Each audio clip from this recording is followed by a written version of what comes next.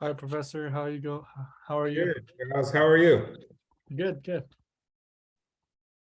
Can you hear me pretty good? Yes. Yep. Cool.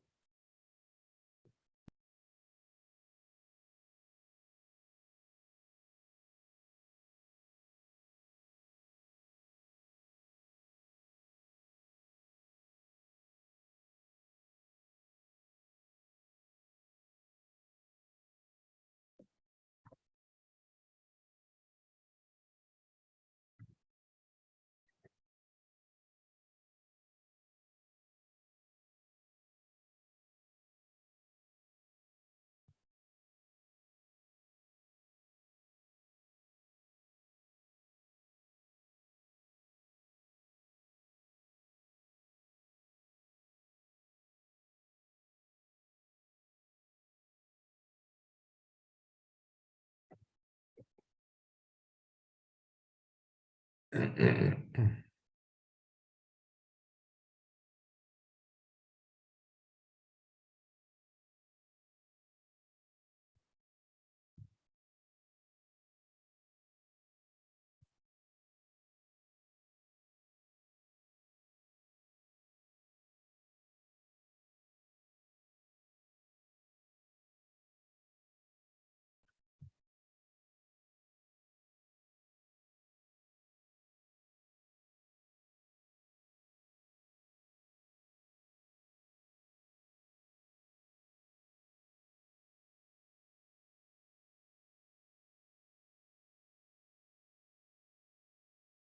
think we're just waiting for a couple more people, you guys, so let's give it another minute or two.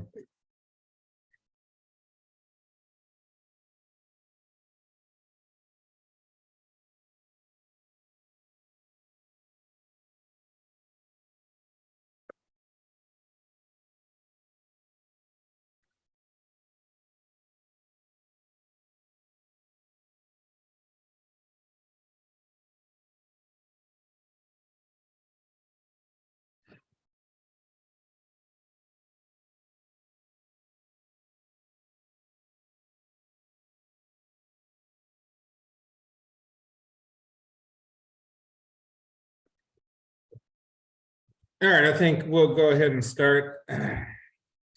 Okay. Week number 3, how's it going? Kyle, how are you? I'm doing all right. It's been an interesting week for me, but I'm getting through it, so we'll be good. All right. Charles, I've already acknowledged you. Anything interesting, Charles, this week? I actually went to an event for the immersion project this weekend, and yeah, I went to. All right. Yeah. Save it. We're gonna talk about that. We're gonna have Okay. Kyle, your issue. Is it something you want to talk about or discuss? Is it, or just something personal going on? Oh, it's just stuff, that doesn't have to do with work or school. I've had issues with I got 2 cars I've had issues with them. It's been driving me nuts, and I finally got them resolved, so everything's good now. So Okay, cool. Yeah, car troubles suck, man. yeah. They really suck. Nick, how's it going? Good. Hope you're well too. All right. Who's in there? Haneen, how are you? Doing good. The weather was a little crazy in Texas today, but What you guys have? Yeah, rain, snow, what? yeah, it was super cold, lots of rain. And then I'm in Dallas, but apparently in Houston there was like a really bad tornado or tornado warning, something like that. Ah, Just missed it. okay. Luckily. Who is up next? Megan, how are you? I'm good. I How's had the a week? day off from work, so it was nice. Yeah. All right, taking it easy, huh? Yeah. All right. RP, how are you? Good, just catching up on assignments this week. But other than that, this week's been good. Okay, excellent. Chandler, how's it going? It's going good. Work's a little long, like tired, but other than that, it's good. Yeah. Chloe, how are you? Hello, I'm doing well, thank you. Been a little bit busy this week because my job has just been a little bit busy, but everything's good. And yeah. Okay. What kind of work do you do? I work in change management consulting. So it's like sort of like, or it has a little bit of like an organizational psychology component to it. Does Yeah. yeah, I mean, one of the courses in during my doctoral level was change management, and actually change management might have been the most interesting Yeah. that I took. Yeah. Right? Because we all, I mean, on an individual level, on an organizational level, like we all have to we deal with change in different ways, and you know, there's definitely to become like a consultant or working at, you know, there's a lot of work for that. Yeah. No, it's very interesting. Right now we're working with higher education clients. So there's just like a lot of different people to kind of manage there between like students and faculty and whatnot. So but yeah, it's really interesting and definitely has like a psychology component to it. So that's cool. Yeah, absolutely. Madison, how are you? Well, I've actually also, like Kyle, had some car problems this week, but it's resolving, so that's good. Yeah, what's going on with car troubles for everybody? You know, it's just that time of the year. It's like car troubles always comes around at like the worst time, like in winter. You know, you're like in the summertime, no one ever really has too many car issues or whatnot. Yeah, because it's always like, oh man, did I rotate my tires? Did I change my tires? Flat tires? Like this stuff catches up in the winter. Jasmine, how are you? Hey, Professor, I'm well today, trying to prepare for the snow that we're anticipating. So I need to head to the grocery store after class, but I'm well. Okay. Yeah, so where are you again right now? I'm in Chicago. Yeah, you're in so, Chicago. Yeah, so they're saying it's supposed to snow for 3 days straight. So I was like, oh, yikes. And You know, I didn't look at the weather. How much snow are we supposed to get? so 3 to 5, starting at midnight, and then Okay. it's supposed to continue. What, you know, it says that, but since we haven't had much snow, I don't know if this may you be never it. know. So Yeah, Chicago, for all of you non-Chicago people in Chicago, like the weatherman tends to be like the most hated person because he never, you know, he or she never gets it right. So it's just like you don't know what the weather is until you look outside or go outside, really. Maya, how are you? Good. How are you doing? Good. How's your week going? Very well. How about you? Good. Okay. All right. So we have an interesting chapter to go over. Probably the most controversial chapter, right? dealing with race and ethnicity. But before we get into all of that, I want the people who've maybe started their cultural immersion in any way, shape, or form, maybe you've attended their event already or interviewed, a gatekeeper of some sort, to maybe share a little bit about what you've experienced so far and just how things are going.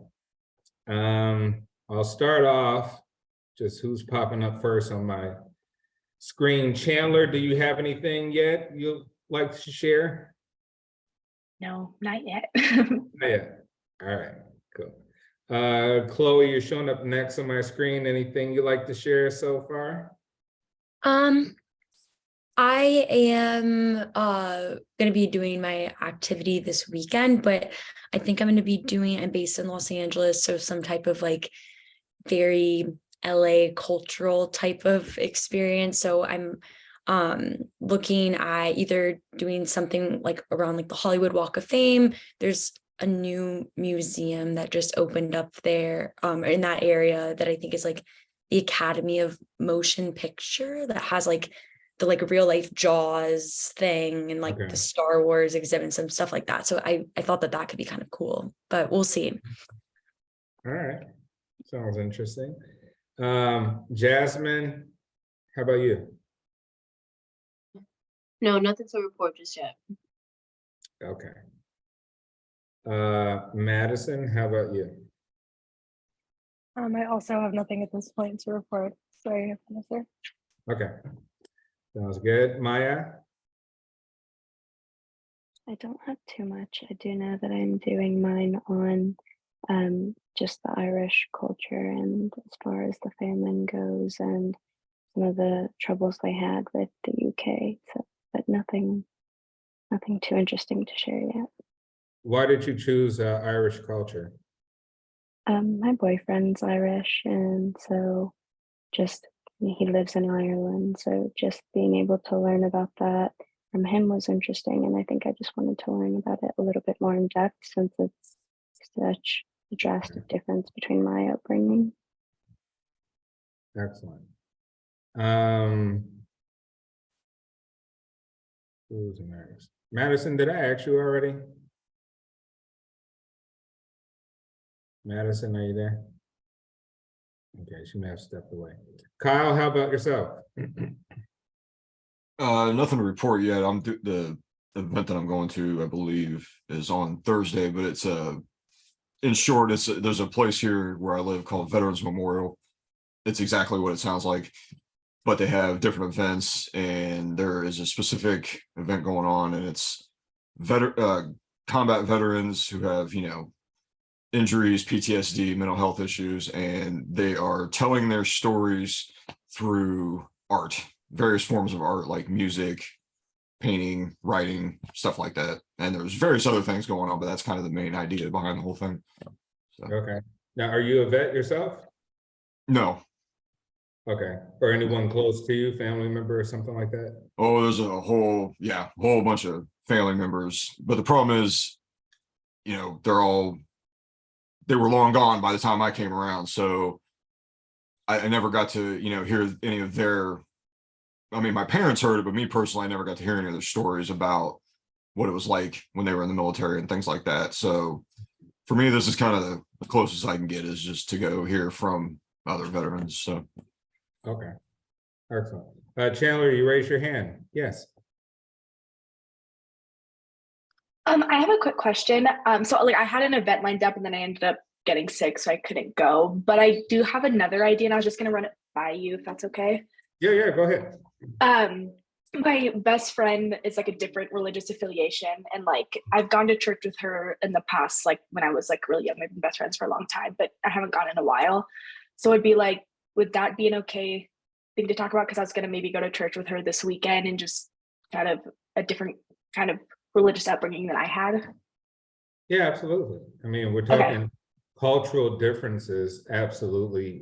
Religion, because religion defines and shapes us so many ways in our behavior and how we view others.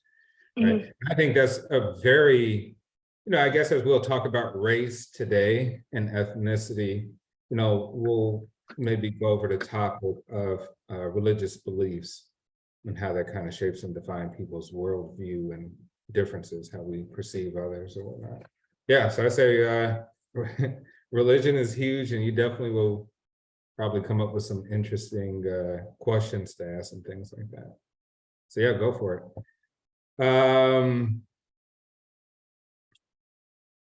Madison, did I ask you already?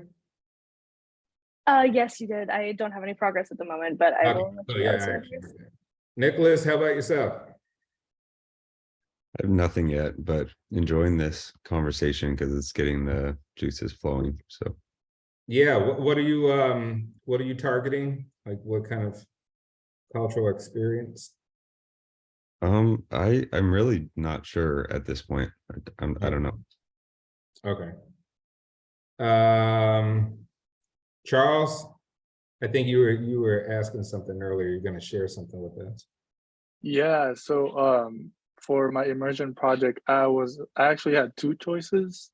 I was gonna go to the Lunar Festival in Monterey Park, or tattoo convention in LA convention. So I decided to go to the tattoo expo, and I'm not really familiar with that.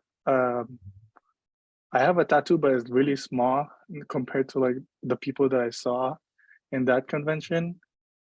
It's funny because I was leaning towards the Lunar Festival, but I don't know if you guys heard there was a mass shooting in that festival, and that was the night that I was supposed to go. Oh, wow. Yeah, so good thing that I went to that tattoo convention. Yeah. But before coming into that convention, I really felt intimidated because I didn't know what to expect from the surroundings of like other people with tattoos. Yeah. I mean, I want to like I'm open to getting tattoos and stuff, but it was just very different for me because in my culture, it's kind of like a taboo to get a tattoo. Okay. Yeah, so it was very interesting experience. Yeah, it's definitely something you probably could write about too, how your own culture kind of defines and shapes, something completely different than the culture you're trying to observe and get information from. Haneen, how about you? Yeah, I have a few ideas. I'm still trying to decide what I think that I'll be able to actually do, but my mom is part of this like interfaith group that they meet once a month. So I was thinking about like sitting in on one of their meetings and just kind of experiencing what they discuss and kind of report on that. Okay, excellent. Now, don't forget, you guys, that if you are able to get sort of a gatekeeper into the culture, someone you can interview to kind of, ask some assessment questions and extract some information from, all the better, if it's possible, Sometimes I know this may not be possible, or, people may say no, you could get rejected. But try your best to interview, tell them what you're working on for school, and see if they're open to be, talk about their culture and sort of the meaning behind things and how they view things differently, right? Who else we got here? I think that's it. Now, RP, what are you doing? Did you select yours yet? Yeah, so it's the lunar celebration. I actually have it's the same celebration, but two different ways I'm going to be joining. So in person, there's actually a mall nearby to me where they do the celebration there. But there's also kind of a celebration happening through Zoom where you can actually interact with, I think there's going to be hundreds of people there. So everyone's sharing their own experiences, and everyone is kind of going to share how they've experienced ringing in the new year. Okay. So we got two lunar cultural immersions. Chloe, you decided yours? I was saying earlier that I am I'm doing something having to do with like Hollywood, Los Angeles culture. Yeah. So just anything with LA, but anything, so LA culture just in general, or any sort of specific ethnic background in LA, or just, you're saying the Hollywood sort of Walk of Fame sort of area with the museum?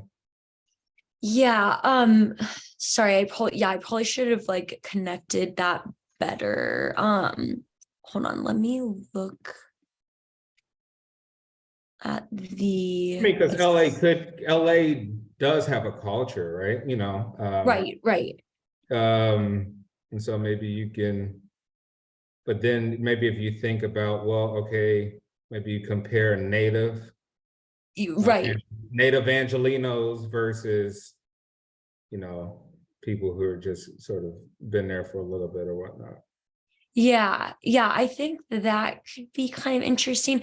I think what I was interested in exploring is like, and this is like an really like formalized thought, but like obviously LA has like so many different pockets and neighborhoods, and everyone is so different, and like Hollywood itself is so different than like if you come to like the beach towns or like the valley or, you know, whatever. So and there's obviously so much culture there, because like when Los Angeles kind of started, it was like people were coming to Hollywood, and that was like, you know, in the like Marilyn Monroe days and like that whole time period. So I think I'm curious and just kind of like exploring its evolution, and it would be interesting to talk to somebody that maybe has like had exposure within the like entertainment industry, and like has, you know, like some type of insight there. I think could be kind of interesting, because that's just a very different experience to like Los Angeles than personally like I have living in Santa Monica and like not working in that industry at all. Okay. That's sort of my thought process around it. But am I not hitting like, am I not? No, I mean, I think that you're probably still just in a searching phase, right? You're still trying to figure out, maybe, you know, you'll come to some maybe so more specificity towards a particular group, right, of people. Okay. Like a particular group of like I guess my question would be like, I mean, think cultural or subcultural. So if you're thinking subcultural, you're like, well, I'm maybe actors, people like you say who do work in the field like that. But you know, you could think of it broad. You're like, well, LA has a huge homeless population. Maybe it's the homeless or something like that, or some. You know, eventually, I think you'll narrow it down. You know, to some specific subculture or cultural group. Okay. Thank you, Jasmine. What are you planning or thinking about? I'm thinking about, well, one, I was thinking about the Lunar New Year because there's some events about that, but I don't want to be a third person. But there also is a Bengalese event, but I'm definitely not familiar with it, and I don't know if it's open for outsiders. So I have to still contact them and see if I'll be able to, because I know it's a religious event. Okay. So. Yeah, everybody's interested in lunar, I see. Yes, Megan. Yeah, I was also gonna go to a lunar. I think a lot of us Googled like cultural events in LA. And now I kind of want to switch it up, but I was just kind of looking and I see there's like a Latin, or what was it? There's a capoeira dance class that I could do. I think I know what capoeira is, but not fully. So that would be kind of interesting. And then there's also a like Latin American art exhibit. There's like a few museum of Latin American art with like an art museum work. Okay. Yeah, absolutely. Okay. Yeah. Once again, if you are like able to actually talk to someone there, Mhm. extract some information, all the better, right? Because Okay. it's kind of more of getting like real world experiences from other people. They're right? doing like a in-person tour, so I would have like a tour guide. So I Okay. could, okay. Okay. So before I break you out into groups to kind of talk about this week's questions, how do we feel about this week's topic? What are some of the initial thoughts as you guys were reading or come across? Did anyone feel weird or out of place with this topic coming up?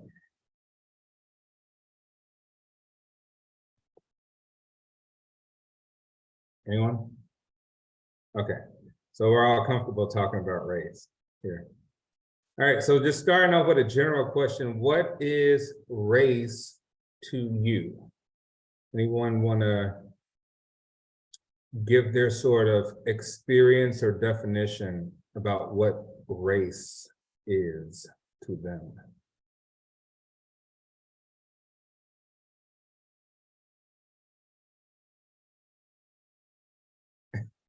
No one wants to. No one wants to take this one on. Well, you know, define race from your perspective. You know, from your perspective, from your life experience, how would you define race? You know, from a social sort of observation.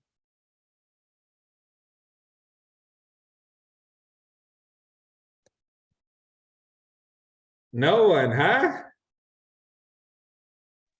I think based on the readings, it was that like race was defined as physical traits. But yeah, textbook definition, right? But from our real world life experience definition, our real world life experience, throughout your life, through your observation and experience, what would you say race is from your experience? Yes, Megan. I feel like race, for it kind of puts people into categories for society. We look at someone and place them in a category, whether that's appropriate or not. That's kind of, and a lot of that comes with like stereotypes and misinformation, and you're not really getting a full concept of who they are. It's primarily just by the look or appearance of them, whereas ethnicity actually goes into culture. Like, for me, example, I'm a white woman. I am white, but I'm also, you know, Swedish and Irish Catholic. That would be my ethnicity, is kind of how I take it, I guess. Okay. Anybody else want to give it a shot? Yes, Jasmine. Yeah, so for me, race and ethnicity were always the same, or I always interpret them to be the same. So like when I would think about my race, is like, what are my customs? How do I dress? What type of language do I use? What holidays do I celebrate? It was always the things that kind of define me as a Black person versus like any other thing. And then also too, primarily the color of my skin and like facial features and hairstyles. But I think my understanding was always intertwining race and ethnicity. Okay. Anybody else? Sort of from an ideological point of view. Now, what do we think the purpose of race is? Everything has a purpose or a meaning, right? We have to accept some of these things in order for them to continually exist. What's the purpose of race? What do you think the purpose of race is?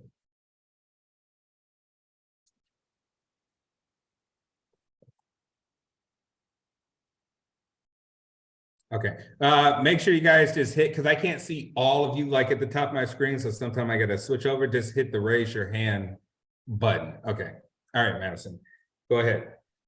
Yeah, I was gonna say this is a little bit more specific, but one of the things I always think of when it comes to sort of what is the purpose of defining things by race is sort of in the medical sphere. We're looking at how, different bodies physiologically from different places based on diet, based on weather, based on what our genetic history, ever else is going on.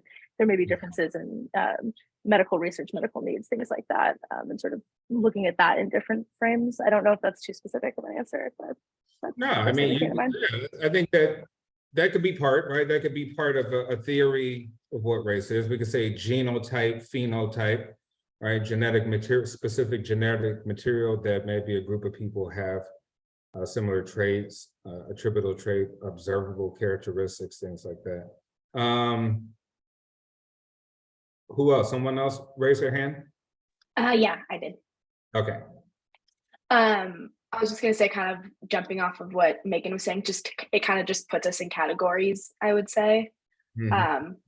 So I mean, I feel like that's mine. It's kind of short, but just kind of puts us in categories. Like, when you're filling out like an application, it always asks like, what's your race? And it has like only five options, 5 or so options. So it kind of puts us only in just a few categories. Yeah, absolutely. Right. So just think that race is subdividing species, well, not species, but a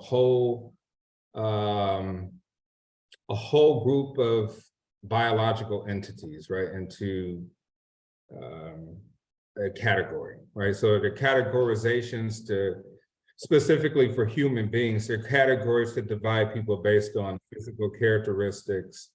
Hang on, Kasha is coming in. Categorizations based on visible physical characteristics, and maybe, I would say primarily visible physical characteristics, because that's the first amount of information that we have about a person. We don't have any other information until we just see somebody, right? Because humans are primarily visual creatures. That's the first set of information we get. And then we'll get, maybe people talking, communicating, and things like that to get our information. Now, race is non-scientific when it comes to human beings, right? Because if you look at taxonomy, which is the science of dividing creatures into different phylum, class, kingdom, insects, have their own taxonomy. Animals, we are animals too. So we'll say, well, okay, race is unscientific. Why do we go about having racial distinctions amongst human beings? You would say, well, okay, therefore it's a human construct, right? If it's unscientific in a way, if it doesn't correlate with the science used for other animals, right? And so what do you think is the motive behind racial classification or distinction? And is race uniform? Is it a uniform across the world based on you guys, experience in traveling or just things you've read? Is it uniform across the planet?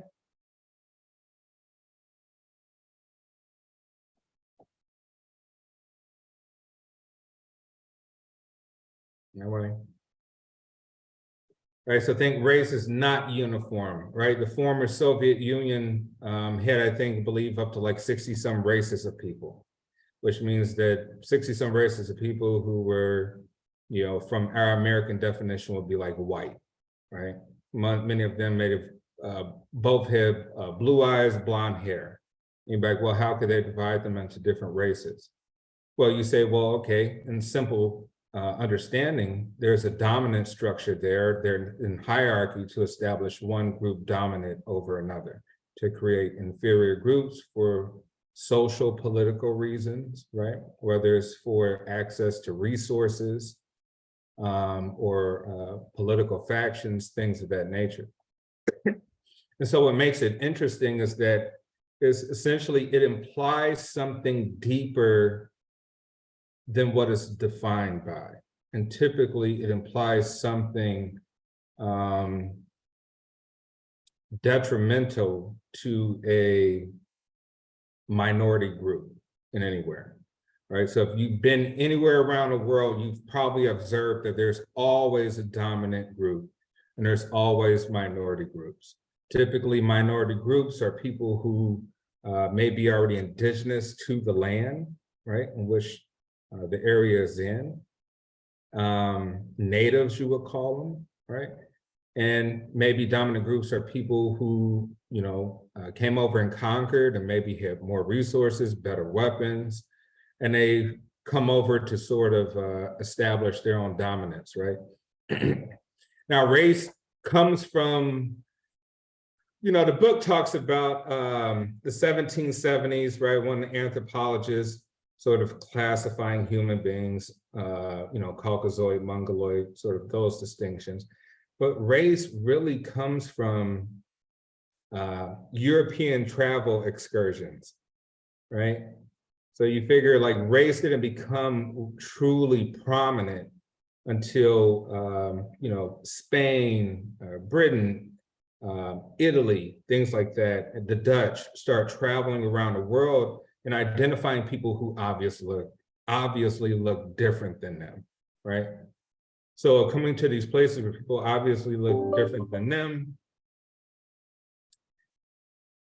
and they did not have the technological, maybe same technology that they had, ships, travel, weapon systems, you know, whatever you establish to say sort of trade mechanisms.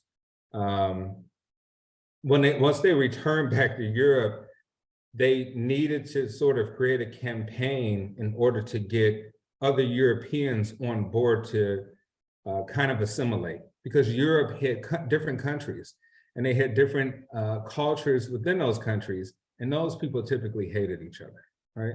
So you had different cultures in Italy that hated people in Spain. Spain maybe hated people in Portugal. Maybe the French hated people in Britain. And even amongst all of those big countries, before they even were established as independent nations, they've had groups there that disliked each other, even though the people looked alike, right? So the people looked alike and they still did not get along because they were fighting over different reasons: religion, resources, language differences, all these different things. And so primarily as Europe started to conquer places around the world, they needed people who looked more similar to them to be on board, to go along with traveling to these other places and still having people on board to have a dominant sort of group, right? So that's typically where it stems from. Now, this is all from an ideological point of view. Before we get into the nuances of race, right? When we talk about different racial identities and things like that, you know, we need to start off with some sort of principle of understanding what is the mechanism by which you create race and what's really the motive to create racial distinctions, right? There has to be a meaning and a reason for it. And primarily it's just because one group is dominant over others. Therefore, either others need to identify with race, and so that they can try to fight to get more access to resources to sort of level the playing field, or the dominant group needs to really keep establishing racial identity to keep inferiority complexes within a society, right? So there's always a motive for it. Now, I would say race is more of a theory as you look throughout history, right? It's a theory because it's unscientific and it will remain unscientific. But quote unquote, the scientists within anthropology who sort of created these textbook definitions of race, they tried to promote it as something scientific, but it's more of just a social construct. Does that make sense? Any questions before we get more into specifics? All right, has anyone experienced any racial discrimination on a personal level or witnessed racial discrimination?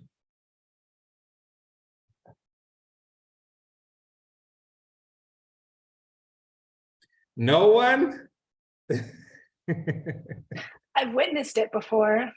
Okay, you witnessed racial discrimination in what sense and in what capacity? So I can tell this little story. It was a long time ago. Like, I guess it was one of the first times that I saw when I was really young. I was on an airplane. I was flying to, I forgot where I was flying to. I think I was maybe 10 and I was flying by myself, I think to go see my dad or something. And I fly on standby. My mom's a flight attendant. So on this flight, I was on standby and I get some of like the last seats on the flight. And when I got to my seat, there was someone in it. And like the flight attendant came up to me and was like, oh, like I'll like explain. I think I might have been a little older than 10. I might have been like 12. And the flight attendant was like, oh, like I'll explain to it in a minute. Do you mind just taking the seat over here? And it was next to like a Middle Eastern man. And like the flight attendant ended up coming up to me later and was like, I'm sorry about that. Like, you know, it was like a white woman that was in my seat. And she's like, I'm sorry about that. Like this woman just didn't like want to sit here, and kind of like glanced at the guy next to me. And so that's like, that kind of clicked, like, oh, she just didn't want to sit next to him, you know, because of his race. And he ended up being such an amazing guy. Like we talked, like I was 12, but he like talked to me the whole time. He was really great. He was really awesome. And like, I didn't understand it. And I grew up in like a predominantly white neighborhood. So I didn't, like I never really kind of seen that, never experienced it. And it was like, it was sad because he was really great and he was a really great dude. Yeah. Yeah, I mean, there's, you know, it's one thing to maybe even observe it happening, but for people who've actually like literally experienced some sort of racial discrimination, like the level of trauma I think that one faces because of maybe anger, you know, the audacity and just hurt that people face, you know, it's quite an experience, I would say, quite a horrible experience. So I'll speak for myself, right? So I have a Black mom and a white dad, an Italian dad. So even I used to go to school in Mississippi, right? I went to school also in Louisiana. And Mississippi was really, really racist. So I myself, you know, obviously called N-word, things like that. And I typically wasn't, how would I put it? I typically wasn't easily, you know, identifiable back then, right? You probably can tell what I was when I was a kid. But even still, just the level of having a hint of observable characteristics, you know, I experienced a ton of racism. So even on, so even with the Italians, on my dad's side, I experienced a ton of racism because my dad used to take me out a lot of places with other Italians, right? So other times, you know, I'd be called names like Mulian, you know, hey, you know, Tony, you brought your Muli son with you, stuff like that. So I experienced that as a kid and even adolescent. And I think as a kid, I kind of brushed it off because maybe I didn't understand too much about it, but I always was keen on observation of just the power that words can have towards people, and also the ignorance in how we think as human beings. How we tend to generalize people and come up with facts about people based off broad generalizations from visual perception of other people. And we all do it, right? We do it for beauty standards. We do it with people, other physical attributes that a person may have. And we create value judgments about those people. So it's definitely a human trait, which we all do in some capacity. I think with race, it makes it a little bit more asinine because of the context and the history of dominant versus inferiority in social, particularly social political context. Now, let me say this, as a neutral person, right? I'm pretty neutral to a lot of things because I have to be, right? As a professor, as a clinician, as all these things that I do, I have to sort of be a neutral component of just being more of an observer, right? So I see it happen quite frequently, and I just try to gain information in my observable sort of, my observable mind to extract why people do what they do. So I'm more of just a researcher in that capacity. In which case I want to say like, hey, as a Black professor, don't feel away, right? Don't feel away about discussing these sort of differences, because as we read dominant, let's say, white Americans, right? Or white people in general may be at a disadvantage speaking open and honestly about this subject based on the sensitivity that they perceive, right? So it's perceived sensitivities for certain groups to not have open discussion for it. In which case it kind of takes away of trying to get to the bare bones of like, hey, why do people feel the way they feel, right? Some of the reasons could be valid, others could be invalid. But the point is, as scholars, as academics, we need to have an open floor for everybody to put in their 2 cents and extract some really important information from this topic. So before we come back and talk a little bit more about it, I want to put you guys into your groups. They'll be assigned randomly. Talk amongst yourselves and come up with some key takeaways from our questions. So just, talk amongst each other and come up with some key takeaways from the discussions. So I'm going to go ahead and put you guys in your groups right now, and we'll go from there.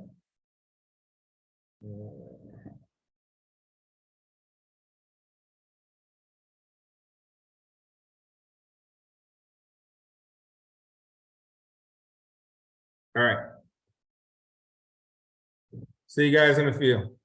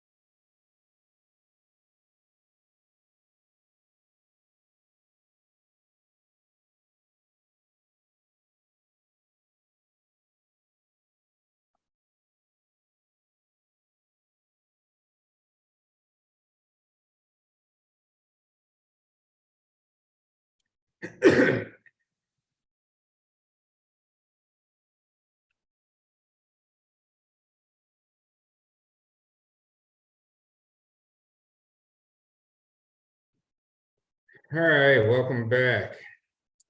Before we begin discussing our takeaways, I want to kind of draw the distinction between race and ethnicity, right? So when we're looking at race, we're talking about the power of a physical or social quality. In essence, that physical or social quality has to have some sort of objective meaning. It has to sort of have some meaning that is distinguishable to create something to happen, right? Something has to happen from that. Whereas ethnicity, if you're looking at shared attributes, right? Hey, do we have a common language, a common history, a common religious belief system, ancestry, and that can include race too. So ethnicity, race could be part of an ethnic identifiable attribute. But understanding basically the nuances of race, we see that race is really a membership, right? In order to have some membership, you need to accept that membership, which means it's sort of a belief system. Do you believe in this membership? Do you believe in this categorization? To subscribe to this membership. So when people identify themselves as something, they're like, I am this. And really, in essence, when you get down to it, you're like, well, okay, someone is subscribing to this group, right? Based on a belief of maybe how they were nurtured coming up, or just you have to accept it. And so you just like, well, Professor Ross, you know, this is society, this is the way it goes. And so do you accept it for some sort of power within itself? Because you're like, well, if I reject it, I may lose a lot of benefits. So the point is to keep it going, right? If everybody were to reject the ideology of it, the social construct of these things, what would the world look like at that point, right? But we say that won't happen, right? Because race inherently is a natural human process of tribalism, in group, out group. You're either in my group or you're out of my group, right? Why do we do that? Because we are all competing with one another in some form or fashion. right? Religiously, nationality, resources, politically, all these sorts of things. So it's a natural social process involving in-group and out-group, right? Social identification and defining people into differences in which we have, and establishing a place in society, right? To, you know, all these categories are to establish one's identity as having some sort of place in society. Where do you fit within a society? So perceived membership, right? And it deals with group dynamics. Group dynamics, how we would treat, once we've identified that we are a group, in a group, and we have a membership within this group, how will we treat people in our group? And how will we treat people out of our group, out of our perceived group? Will we treat them differently? Will we treat them the same? Are they not the same as us?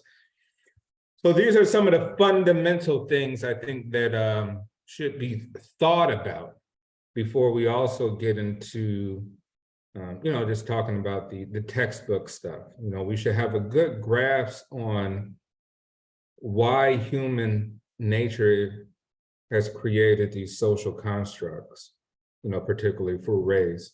What's the point? What's the purpose? You need to acknowledge that you subscribe to it if you identify it that thing. If not, then you're just saying, oh, I'm just part of it because everybody else says so, right? And this is how we should think about one another when we talk about this stuff. Okay, so takeaways from the questions. Chandler, you're showing up first on my screen, so I'll let you go first. Okay, Megan, do you mind reading your question real fast? She had the question, so I just want to make sure I get it correctly. Yeah, this is a quote from the book.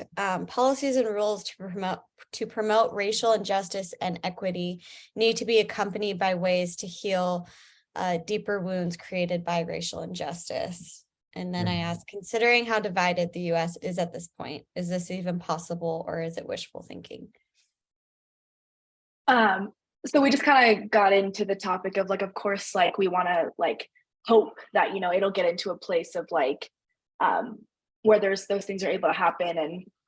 But then it's like, I don't want to say it's wishful thinking to say that'll never happen, because that's, you know, horrible to say. Like I want to hope that we'll all be able to come to a place where that's possible. And then we kind of got into talking of like, I feel like there's still just a lot of people that aren't as informed about things. So like their opinions and their things come from like misinformation and not knowing, not being informed. Because we were kind of talking about like how when we were younger, like I grew up in the predominantly where I said that before. And like in our textbooks and stuff, it's like we learned about slavery and then we learned it was all great and it was all grand. So a lot of that like misinformation is kind of why I feel like it might not, like why we might not come to a whole peace, because there's still going to be people, like the whole world is, or the whole country is never, like everyone in this country is never going to come to the same like opinions. So that's just kind of what we were talking about. Okay, anybody else from your group want to add to that or have any takeaways from that or an opinion of that matter? All right, so you're discussing, hey, will it change? Will it change? Yeah. Will we get rid of it? No, that's not going to happen. But we do want to change the degree to which things exist, right? And that is change, and change is extremely important. We could change the degree of racism and ethnic discrimination, then we've made some significant progress. Why do people want to hold on to racism and ethnic discrimination? Simple answers, right?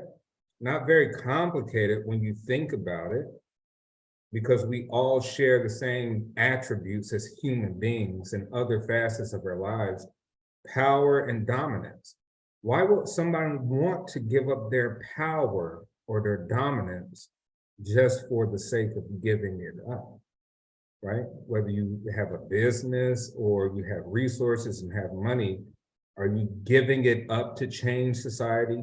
Yeah, there's some good people out there that do want to put those changes into place and may be charitable and give contributions to that sort of change. But think of that human nature is based on some form of competition. That's actually how we get to where we are competing now. And so it will not go away, right? Because people do want power and dominance and they do not want to share it, right? So discrimination is good for those people who perceive it to be good. So power and dominance, I would think those are some of the main factors. Next group, Chloe, are you in a different group? I forgot who was. Oh, yeah. Okay. Yeah, I was in a group with Haneen, and one of the things that we were talking about was this idea like that basically like you're in a race or you are a race and then you get put in this group and people have these like ideas and beliefs that are made about you, right? So like we took the example of college admissions and how you like there's race-based questions that are on admissions, and I think also maybe some job applications. But we were kind of talking about like the dilemma between like one having to disclose race or ethnicity on a job or college application, because then people have these innate beliefs and assumptions about like your intellect or ability to perform at a job, which are biased and like ultimately untrue. But then also how there's like this dilemma and like the contrast between a lot of schools and companies trying to have these diversity, equity, and inclusion initiatives where like it is obviously helpful in an admissions process to know like what somebody's race or ethnicity is in order to create that culture of diversity. So it's kind of just like a difficult thing to navigate there. That was kind of one of the takeaways. And then Haneen, I don't know if you wanted to add anything to that. Yeah, that was pretty much the bulk of what we discussed, but I think it kind of started because like Chloe brought up the point of like, as clinicians, how can we kind of make efforts to like prevent like our biases and our like thoughts when engaging with clients, in terms of kind of like preconceived ideas about people and stuff. I know that like we get trained to do that and get training on like cultural competence and become aware of our own biases. But if it's so profound sometimes, like you or like subconscious, you don't even know, how can we kind of not, I guess, engage in that kind of, or like those thoughts? And then we kind of started talking about college admissions, jobs, and all that stuff. Okay. Okay, well, going to college admissions, jobs, right? So race is self-identifiable, right, on these forms. And the Office of Management and Budget in the United States, along with the United States Census Bureau, want this information. Why do they want the information? They want the information to try to allocate resources to promote diversity, equity, inclusion in some form of change. And they also want the information to measure statistically differences in the changes in these categorical groups. So in some way you're like, well, that's helpful, right? But in some way it may not be helpful. So it's kind of working for itself and against itself. Because race, if it is self-identified as a membership, as we said, what you're having is a belief system of the people within the group to say, I believe based on this social construct and through the history of it and what others tell me about who I should be and how I should behave. Therefore, I will continue to believe and behave in ways that others think I should. So you're kind of reinforcing people to have an identity. You're reinforcing them to keep an identity, right? But then you're trying to also help maybe others accept the identity of these particular groups. So in which case, I don't know if that's the most beneficial way about it. Maybe we need to figure out some new ways how to categorize people. You know, I believe in France, you know, they categorize racial categories maybe off like a numerical system, a number or something like that, right? So you think of maybe from a government perspective, we need to maybe not identify people as Black, white, Hispanic, non-Hispanic, Middle Eastern, Asian, etc. Maybe we need to do it 1, 2, 3, 4, 5, 6, 7, A, B, C, D, F, G. Who knows? But the point is, we have that system in place to allocate resources, right? So they want the information to allocate resources, but they also wanted to have the information itself so they're able to measure the results of things happening around the country, right? Such as income distribution, population change, all this information that's needed, right? Okay, so Charles, who's in your group? It was Madison and RP. Did I say? Yeah, RP. I think we talked about I think it was Madison's question. Yeah, I sort of I realized sort of after we talked a little bit and we came back together that we might have been blending race and ethnicity a little bit too interchangeably as terms, but sort of some stuff that we talked about was, you know, when you have a client whose race, I guess, and ethnicity is different from you, how much of a deep dive do you do into their background and their sort of the way that they identify, if it's not something that you're familiar with or something you've had a lot of experience with? And that was sort of something we talked about. And then we kind of coincidentally went into a discussion about sort of how it's difficult to find contexts in which race and ethnicity are not intertwined. And we kind of talked about that a little bit and tried to sort of find places where those two things intersect in different ways. I don't know if Charles or RP, if you guys want to go say anything else. Going back to sorry, Charles. Going back to the first part on like as a clinician, how much of a deep dive do. From personal experience, there's like the whole like first session where you're getting information from your client. And I think one of the first questions is, what's the presenting problem? What's the reason you're here? And there is research that you can look at on your own time, kind of to try and understand your client more, but not trying to discredit research, because that's what we use to get a lot of our facts from. But everyone's experience is different. So I think just getting the client to speak about their experiences and then asking them questions if you need them to elaborate. If they're not comfortable elaborating, either waiting till the next session to get more information or going into that research, but also knowing in the back of your mind that it's not like a dead set thing where every single client you have, if they have the same background, let's just say, their personal experiences are different and they shape everyone's thoughts differently as well. Okay. Charles, did you have anything to add to that? Yeah, I was just gonna say that we did talk about how, just to add to what RP was saying, we said that we let the clients teach what it means to them, their culture, and not us as counselors assume what their culture is. Okay. Yeah, excellent. All right. So, I mean, since we're talking about race and ethnicity as an identity, right? So I asked you guys, regular people, just in my class, hey, what are you? And you would give me an answer. You say, Professor Ross, I am a white man, white woman, you know, Filipino, I'm Black, I'm this, I'm that. So clearly we see this is a universal thing, right? This is nothing out of the box. So these are accepted belief systems. And it may inform, if we accept this membership within these groups, ethnic groups, racial groups, it sort of informs about a lot of our behavior. It informs about a lot of our experiences, our worldview, what's important to us, what's not important to us.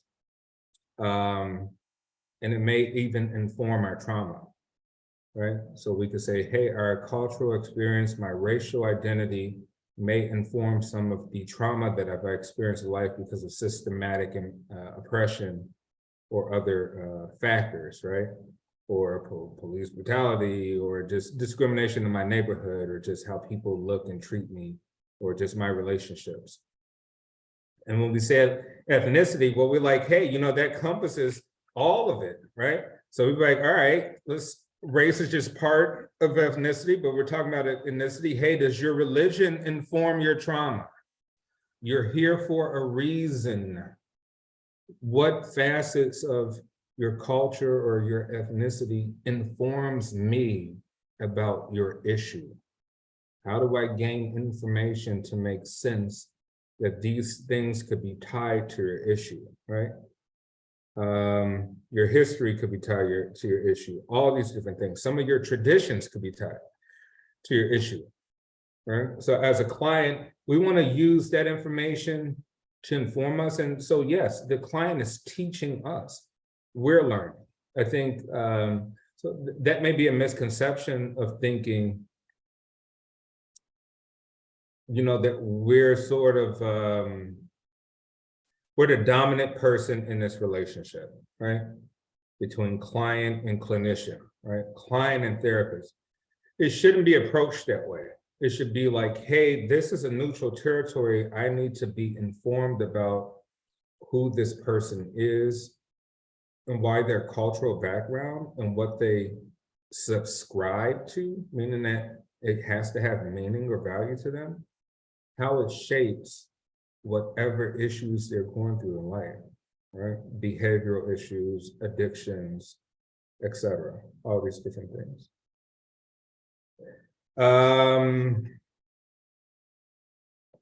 So yeah, eliminating barriers, all that's done through communication and through, you know, more experience with the client, right? Communication, experience with the client. And we have to figure out how to eliminate barriers. And so the other part is, hey, what are the commonalities between me and this individual? You know, because if you're first thinking of, hey, let me pick apart all the differences, hey, that's one method. You know, that could be a good method to try. Let me try to identify all the differences and see how that makes this person go through what they're going through. But, you know, another model could be, hey, let me identify commonalities between this person. Are they male? Am I male? Right? Do they have maybe certain attributes that could be similar? And go that route too. So you could try different approaches. Okay, RP, did I come to your group already? Yeah, I got you already. All right. Madison, I came to your group already. Got you. Who else? Who did I get? Kyle? I got you already? Your group? Jasmine? You haven't gotten ours. Yeah, me, Jasmine, Maya. Okay. Jasmine was Maya. Okay. What you guys get? Yeah, we talked about a lot of stuff. I think the most interesting for me was actually talking about like even sometimes within a racial group, like how different shades of color, how there's like buy-in into the privilege of different shades of a particular race, like even amongst that race. We're talking how like different in different Asian cultures, the whiter the complexion of your skin, it's a symbol of class and how that's honored, like even within that racial group. So yeah, and then we're also talking about I think Maya said she's one of the lighter complexion in her family and how her experience is different from the rest of her family, and how I'm one of the darker in my family and how my experience is different from the rest of my family. And yeah, good discussion on mostly colorism was my main takeaway. Excellent. Maya, Jasmine, anything you want to add to that? Yeah, so Maya, she presented the question of like, what is it that the dominant group or white people can do to kind of change the racial situation? And we kind of veered on the topic of talking about, I compared it to like classism in a sense, and going back to like the conversation about power. And I shared the example of like because I work in the homeless field. So it's like, well, I see many people who say, well, yes, you deserve equality. I want you to have a penny. I want you to have money and resources to live. But I'm not going to give you a penny if that means I'm going to have 24 cents. But I think you should definitely have your own, and I think you deserve this. And so that was kind of my response to really hone in and symbolize, like, well, when it comes to the dominant group, I don't think they're going to give away any power. Like, yeah, they feel that, you know, by all means, Black Lives Matter, but if that means that it takes away from my power of what I have, then it's kind of an afterthought. Okay. Maya, was there anything you want to add? I think everything was touched on. I just found it really interesting, just about talking about how America's, foundation is so heavily based on slavery and stuff like that. And so Jasmine presented the idea that, like, well, why aren't we focusing on other, skin color shades, or like why is it predominantly Black versus white individuals? Why are we focusing on that? And that led to like a good discussion that I think about just talking about other minority groups that may not be touched on as much, or maybe are not as their awareness isn't as spread, for lack of a better term. Good. All right, so discussing colorism, right? So colorism, if you've traveled anywhere around the world, you can clearly see that the darker people primarily in other parts of the world are treated substandard than the lighter people. This happens in Mexico, right? The mestizos, the darker people who may be a little bit more on the indigenous side, they're maybe looked down upon in some capacity, or the whiter, lighter people are looked more as standards of beauty, perceived level of intelligence, right? They may be perceived to be more intelligent because there's an identifiable acknowledgement that they have more privilege. So when you see the lighter people in those countries, the other people in those countries who may be darker perceive the lighter people of having access to resources easier, right? Which we would call privilege. Like privilege is just easier access to the resources, whether they're money, political structures, affiliations, et cetera, et cetera. So that is already seen as a measure of success. So we see a person maybe of a lighter hue and think that they have an easier access to being more successful. Thus, they are better in some capacity, right? That we kind of measure these human beings to be some sort of better quality people. This happens in all walks of life.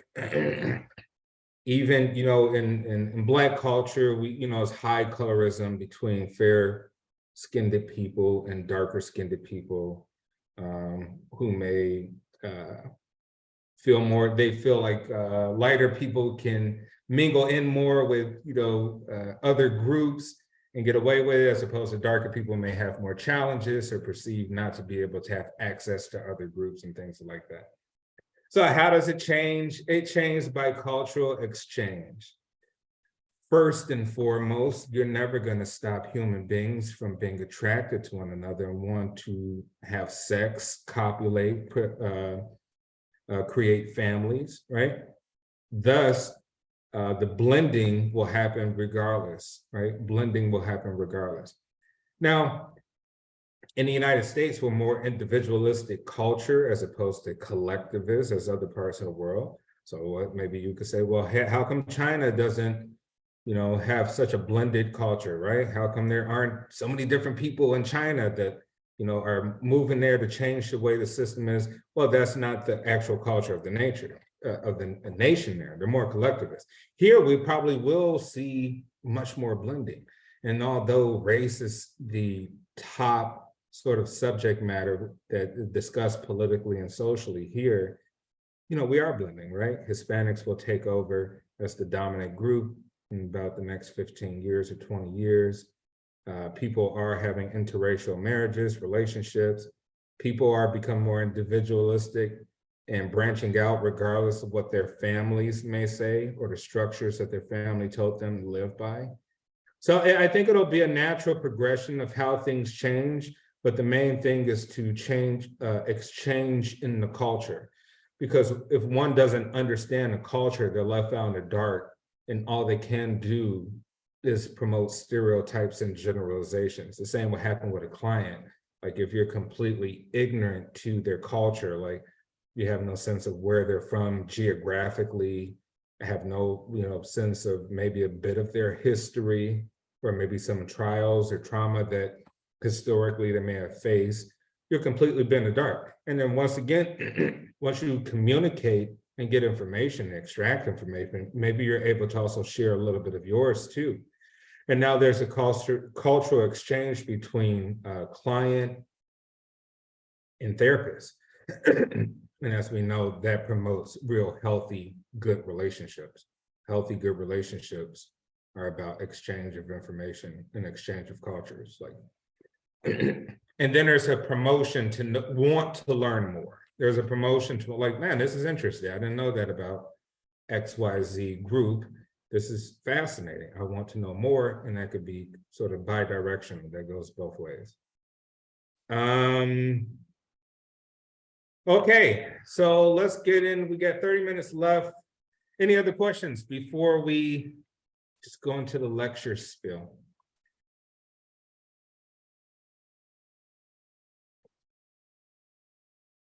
I thought this topic would have been way more controversial for you guys than it is. I thought we would have had some heated debates or something like that. I guess not. All right, I'm going to share my screen. We're going to go into our lecture and just cover this week's topics.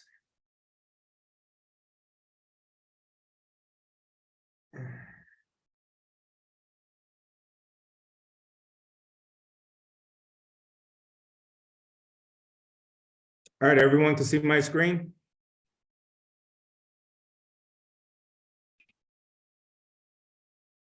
Good? Yes. All right.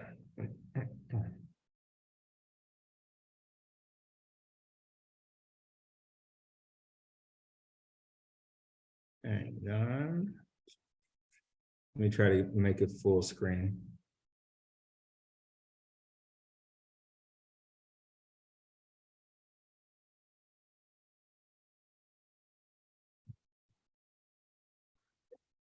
Okay, race and ethnicity, essentialism versus constructionism, right? So essentialism presumes that items in the category all share some essential quality, basically saying that it has some sort of purpose, right? Versus some sort of meaning, some sort of quality that is of value for someone that shares, for a category that shares something that is similar, right? Some of these are significant and empirically verifiable differences, right? For example, race, sex, sexual orientation, disability, and social class. People who take this worldview find this to be essential and have some sort of meaning, right, in society, in which case they should use to create some sort of value from it. But there's little attention to social processes, right? There are objective categories of real differences among people. So they could be physical categories that we acknowledge, right? Height, physical characteristics, color of people, sex, disability, whether perceived to have some sort of money or not, resources, power, things of that. But they are objective categories, right? Very, very objective. They don't supply maybe deeper reasonings behind those superficial meanings. And then we get constructionist worldview, right? Reality cannot be separated from a way of culture, which makes sense. Let me see if I can. Okay, gotta move you guys because it's in the way of the slides. All right, reality cannot be separated from the way a culture makes sense of it. What we see and believe is constructed through social process. All right, so basically they're saying that whatever social processes occur may in some way be of a natural evolution, right? And maybe it's constructed as a natural process in just our evolutionary social dynamics.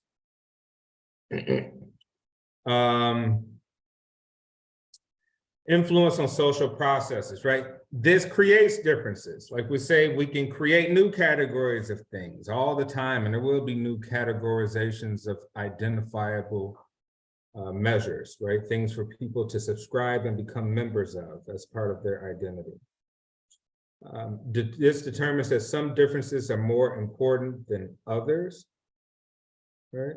And so we could say here, maybe physical characteristics here in the United States are more important than others because race tends to be a very visual perspective here in the US. And then assign particular meanings or values to those differences, right? So think of if you have a friend and they come from they're a totally different racial group, totally different ethnic background, but maybe they share the same religious view. Will that change the way you treat them or interact or have some socialization with them?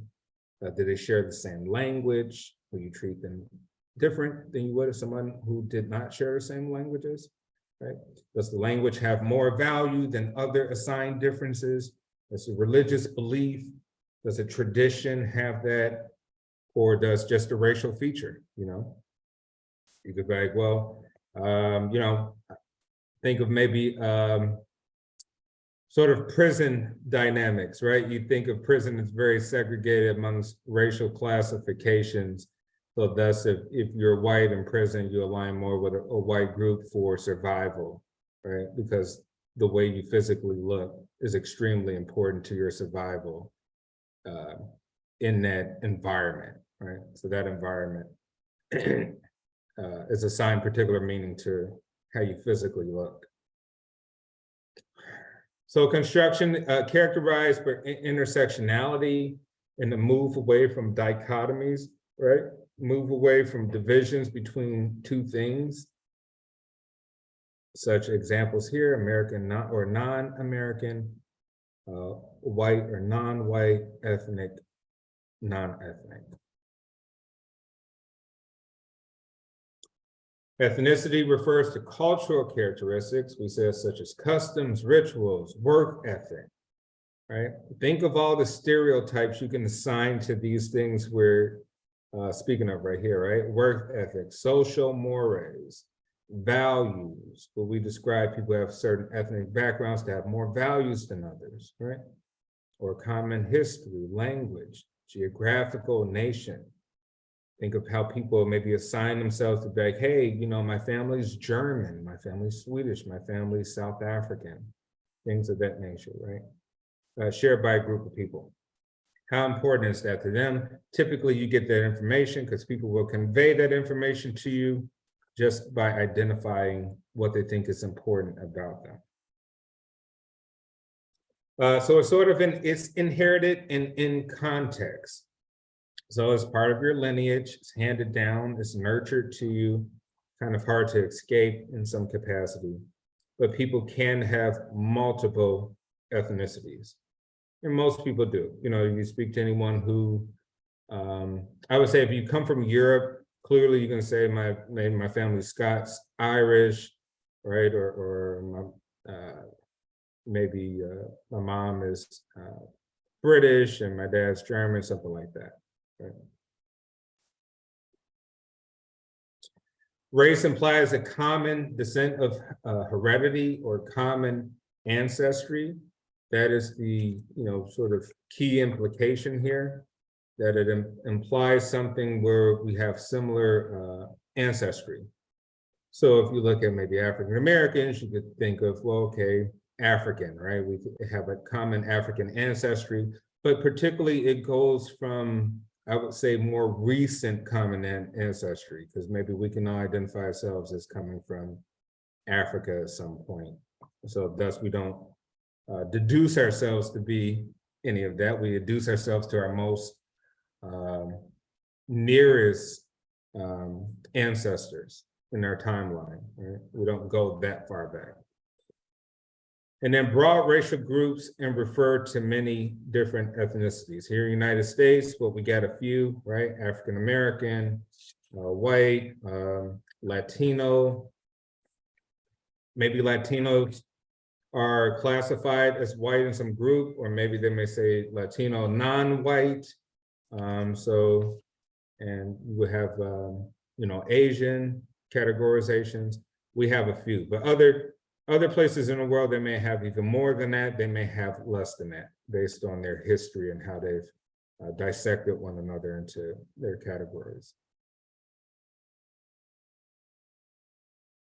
Social construction of race, right? Race is unscientific from a scientific point of view. It doesn't meet the taxonomical standards of phylum, kingdom, species, right? So for human beings, it's unscientific, which means it's constructed based on society in which it exists.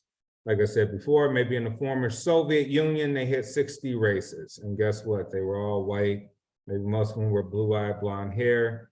It didn't matter, but that's how they classified each other based on other factors, political factors, geographical factors, things of that nature. So we do know that human beings will construct this based on what other factors they believe it should be constructed in order to create dominant and inferior groups of human beings. Linnaeus subdivided humans into 4 geographic regions. Linnaeus is one of the individuals who thinking creating of the kingdom, phylum, species, classifications, taxonomical perspectives that we just talked about. Caucasian was introduced in 1777 by Johann Blumenbach as ideal beauty standards. Interesting, right? But before that, even before the use of Caucasian as a predominant thing, it was used before Europe, right? Caucasoid, those things of that nature, as Europe began to dominate various parts of the world and dominate places where people did not look like them. Early racial classification systems based on physical characteristics paved the way for later forms of racism. You know, classic examples here in the United States, at one point in time, African Americans were considered not fully whole human beings, right? Considered partial human beings in some sense by the measures of those who were classifying the human beings into racial categories, right? And they're predominant amongst physical characteristics.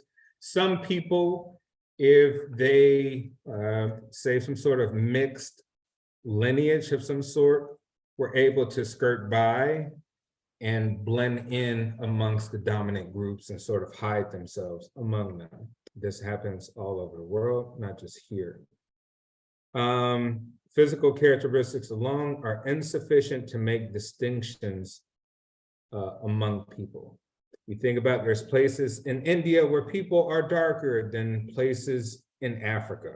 So would they be defined as a different race based on the skin color? Absolutely not. You would still define them in their respective races. Good. So it goes to show you that there's blurred lines in how we think about these categories, how we identify people, right? There could be Caucasian Americans or white Americans who are darker than some African Americans who may be, but that still wouldn't change the nuances of how you categorize the people, right? So race has no consensual definition, hence why here in America, it is self-identified, right? You self-identify on paperwork. What race are you? I don't know if anyone, you know, put a gun to your head to say what you are Maybe you identify as something else, or maybe you don't care, neither here nor there, and you just put whatever, or you put nothing, because it may have no value to you. But we don't have a consensual definition, hence why it's very blurred. We allow people to sort of identify what they want to identify with. Biological, racial categories and phenotypic characteristics have more within group variation than between group variation. So there are a lot of variations within groups. We could think of just tastes and preferences amongst group, right? You know, using the simple examples of Black Americans, white Americans, right? The characteristics of how people even behave or look. Do they, you know, the beard, hair color, eye color, height, weight, things like this. These things are very broad and won't subscribe to just being uniform within a group, right? You can't find a group that just looks purely identical to one another when we have these sort of constructs. And so there's a lot of variation within the groups. Race has little connection to biology and genes. We're starting to learn more about that as people go do, you know, 23andMe and, you know, the ancestry, using ancestry.com to find out their backgrounds. So we can see that there's a lot of variation amongst even genetic material within us based on our long past ancestors who've traveled around the world and migrated and moved around and changed their environments over time, right? But is yet with strong connections to the psychological reality of most Americans. Once again, is very, very powerful because even the people in this class will identify as a racial or ethnic group. So it is a universal here. It's very powerful. And it may steer a person on how they move in their life and how they navigate with other people, how they communicate, their perceived broad generalizations of other people that may be within their groups or outside of their groups. So it's extremely powerful because it's a psychological reality for most. It's just accepted psychologically, say, this is what it is. This is the systems that were created. We accept it. And now we're trying to figure out how, how we make the world a better place, even though we accept the unscientific model that's been given to us, right? Which, you know, if you think about it as oxymoronic, you kind of think of like, okay, we accept the model that in theory that we've been given, we accept it and we navigate our lives through it, but yet we want the world to change and we want everybody to get along, all right? And we already said before that is accepted membership identity. So you identify, that means you accepted the membership. As long as people believe, right? Underline the word believe, that differences in selected physical traits are meaningful, they will act on their beliefs, right? So we will continue to act in ways towards other groups because we believe that the physical differences people have inform us in some meaningful way. Thus, we may have fear against certain groups. We may feel that we are more connected with certain groups that have certain physical traits.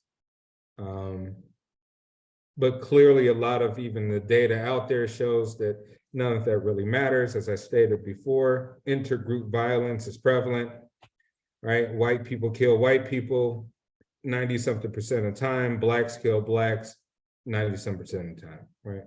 So a lot of this stuff doesn't hold up when you show the reality of even getting along amongst the quote unquote constructed groups. That means that people even in the groups don't get along. They don't get along even more than the people outside of their groups. What is perhaps most important regarding the social classification of races, people, is that the perceived physical differences amongst groups are assumed to correspond to social and behavioral differences. Right? Think of, when we meet someone, we already have implications of how we think they should act, and that they act different than how we thought they would act based on their physical characteristics. We are quite surprised. I did not expect you to talk that way. I did not expect you to act that way. Did not expect you to like that type of food. I did not expect you to engage in that sort of behavior or have those viewpoints. Right? Racism. Racism is one of the most emotionally charged topics of our time. And think of this as maybe one of the most emotionally charged topics of our time because it's promoted that way. Once again, if you believe in the promotions of race and racism and how people hate each other so much, you will begin to take that information and shape your own ideals on that, right? So maybe it's not as prevalent as say the media or sources of information state it is, right? Maybe our own personal life experience wherever we live, that is maybe not that bad, the racism not that prevalent, right? So we need to use a little bit of both. Outside external information and also our life experience and our worldview of how we actually interact with people who are different than us, right? But because of an inherent fear of being labeled a racist, white students are often disadvantaged by their inexperience discussing race and by the legacy of racial injustice in the United States. As a consequence, they have an underdeveloped racial identity.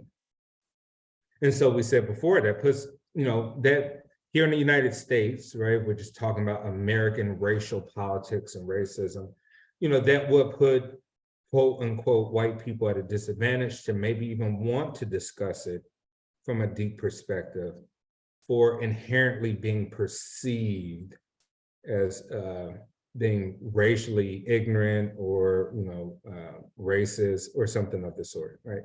But in this class, we don't do that. Professor Ross is neutral. We talk about anything and everything so that we can learn, right? This is about learning and engaging, and we shouldn't feel fearful of discussing viewpoints so we can extract why we have these viewpoints about people. All right, racism is multidimensional, ongoing, and dynamic, right? It's ever-changing, inherent in the development and maintenance of an institutionalized hierarchical racial classification system. Yes, it is institutionalized. Yes, it has a hierarchy, and it is a system. This is universal. If you travel, people have dominant classifications of groups, and they have minority groups. This is pretty typical anywhere you go. This is not necessarily special to the US. And people are treated differently, and they have certain access to resources and certain restrictions. And so it is a real thing. Whereas race may be a social construct, racism is a real thing because the people believe in it. They may act on it. So they do subscribe to the membership and they act on the membership. All right, system of dominance, power, and privilege based on group designations rooted in the historical oppression of a group defined or perceived by dominant group members as inferior, deviant, undesirable, or occurring in circumstances where members of the dominant group create or accept their societal privilege by maintaining structures, by maintaining ideologies and values and behavior that have the intent or effect of leaving non-dominant group members relatively excluded from power, esteem, and status. So basically, dominant groups reinforce how other groups feel and whether they will continue to feel inferior based on the lack of change in the systems of dominance and the lack of equity and balance within the social system. does that promotes also the flip side, where you say, well, change in other groups' behavior will never occur because dominant groups' behavior never change, right? They never are looking to yield their power to non-dominant groups, but then expect those same groups, right, by the promotion of whatever media, social media, news outlets, books, doesn't matter. They expect those groups to change and conform to the dominant structures, right? And then there's also maybe use of sort of guilting those minority groups from lack of change to accept the dominant groups, right? To conform, you know, the old pick yourself up by your bootstraps theory for groups who don't, who are part of an institutionalized system of lack of entry to certain economic systems and the barriers put up. So it's a very, very dynamic process. It's very psychologically traumatic for people. And once again, it's very deviant from typically the people who are in the dominant situations because they really don't want to share the power, right? Socially constructed prism used to perceive and understand other individuals' groups and is passed to succeeding generations, passed on to children, to the grandchildren, on those people who have dominant features, right? And also for the people who are hurt. So you do pass on the trauma of the non-dominant groups. Those are passed on to show how they're discriminated. Maybe it will lower people's self-esteem. It may create depression for those groups on a higher statistical level. All of these things are very I have a question. Someone say something. Sorry, yes, I don't mean to interrupt you. I just didn't know if you could see the screen. I just had a quick question. Yeah, go ahead. Okay, this was back on the last slide, but we had talked about this a little bit earlier. And it was like this idea of like dominant groups, and like power and sharing power. And I'm just wondering, I know we're also like kind of almost up on time, but like what that kind of looks like, or if you could point me even to like an area of like the reading, because I'm not sure if I like caught on to that during the reading, but I'm just like, I am just more curious to understand like what that idea of like sharing power looks like. And like, how, I'm just curious because I know it's talked about a lot in society, and I'm just having a hard time picturing what it looks like, to be honest. So the concept of power sharing. Yeah, maybe could you go back to the previous slide? Yeah, okay, this one? Yes. So it's like a system of dominance, power, and privilege based on racial group designations.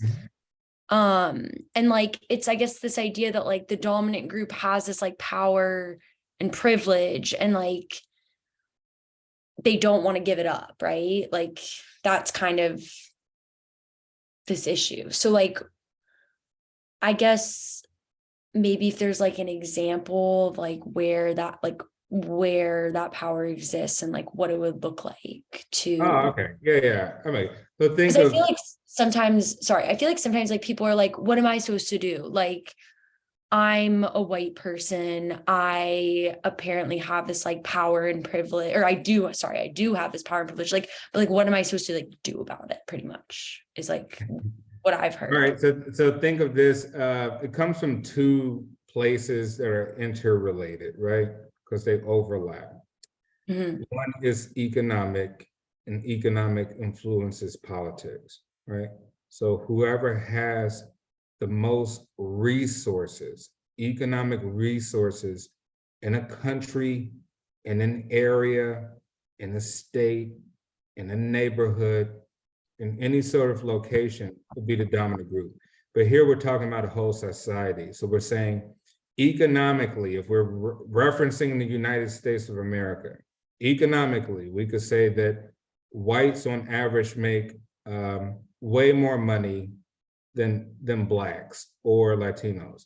The other fact would be sheer numbers, sheer numbers. We could say, well, who has the most number of people who identify themselves as this group?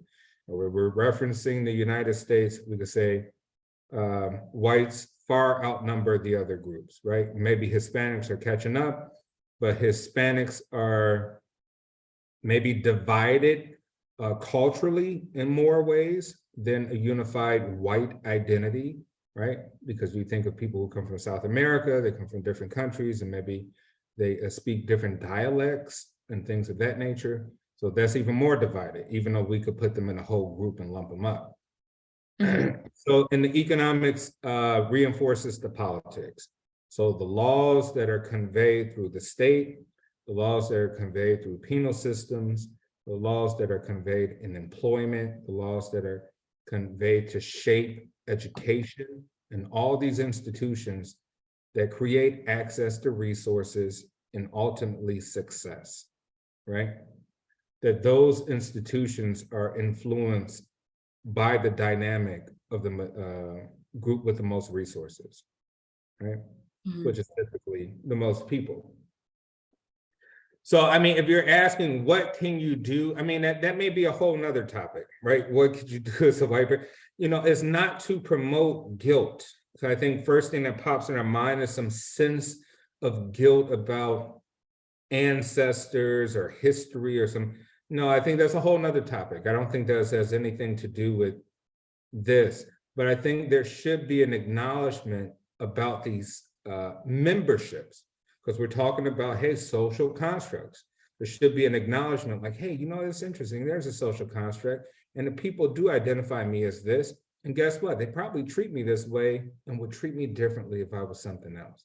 So maybe I have easier access to things and able to do things much easier than a lot of people who identify as other groups than them. So it's an acknowledgement, and since we are in this practice, we're going to use that to inform how we treat our clients. But to say, what can I do as a white person, you know, I mean, that may be a whole nother topic. That's like saying like, hey, I feel guilty, I feel bad about what happens. Well, as scholars, we're just looking to get things changed, right? We're academics, we're scholars, we're trying to get things changed before we get too emotional about the topics themselves and the dynamics of the topics, right? So we're trying to use applications of whatever scientific methods we can, scientific process, and trying to be as neutral as possible. Yes, we identify these groups. We can or we don't, you know what I mean? So if you don't identify as a group, it's fine, but you know, the racism or the dominance structure still exists, and thus we have to try to promote some sort of change. But it's not to make anyone feel bad about even language that we're studying. Like, hey, man, this sounds pretty bad, and it targets me, it targets my group. I don't think inherently that's what it's meant to do. It's just really to inform, like, hey, you know, this is kind of how things are based on historical circumstances. And typically the economics and the politics shape everything that happens in our society. Does that help at all? Yes, that does. Thank you. Okay. 9:02, we're over. We're going to end it here. We will meet back next Tuesday. I will let you guys go. Any other questions before we go?